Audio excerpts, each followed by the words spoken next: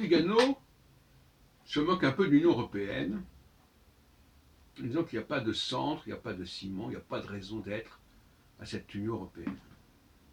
Et qu'en plus, cette Union européenne, elle n'a pas de frontières, elle peut déborder vers le Maroc, par exemple, elle peut déborder vers la Turquie.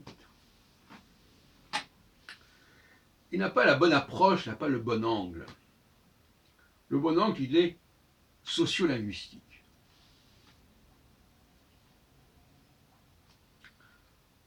La langue française est le ciment de l'Europe, au sens large, et même le vecteur de l'Europe.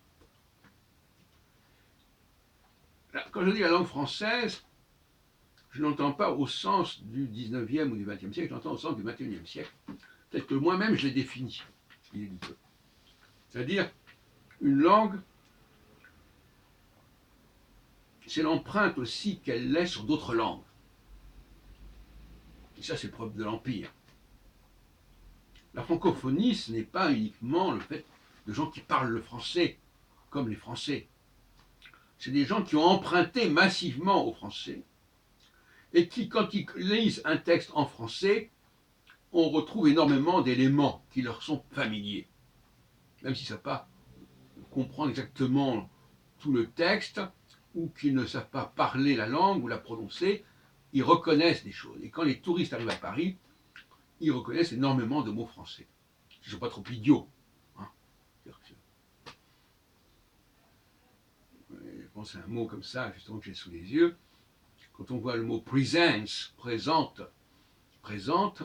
l'anglais, il peut comprendre que presence, c'est la même chose. Dans tous les films anglais, en général, anglo-saxons en tout cas, on disait X presence, présente, propose ce film. Bon, un exemple parmi d'autres.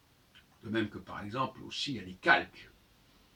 Le mot oversight, par exemple, c'est un calque du mot surveillance. Over, sur, sight, veiller, voir, etc. Mais on pourrait donner des milliers de cas. À une époque, je m'intéressais à la présence des mots français en russe, par exemple. Mais ça existe, bon, évidemment, dans le monde arabo-maghrébin, les mots français sont utilisés constamment. Sinon, dans la littérature, du moins dans la vie courante. On mélange un mot français, un mot... C'est vrai pour les Kabyles aussi. C'est vrai pour les Turcs aussi. Donc, le français, et Paris notamment, c'est vraiment la capitale de cet ensemble. Bruxelles aussi, même, parce qu'ils sont aussi, lui qui est également très fortement francophone, même si elle est, bon, etc. Et l'anglais, ce n'est pas du tout l'opposé du français. L'anglais fait partie de l'Empire français, fait partie de la francophonie, je suis désolé de le dire. En tout cas, c'est un débat, et moi je le tranche comme ça. On peut en faire un débat. Mais on ne peut pas dire que c'est comme ceci, comme cela. Il y a des thèses, moi la thèse que j'ai, c'est ça. L'anglais fait partie de la francophonie.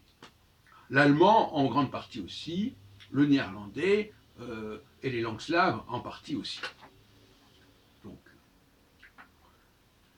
le français est un atout majeur pour la conscience européenne. C'est absolument fondamental.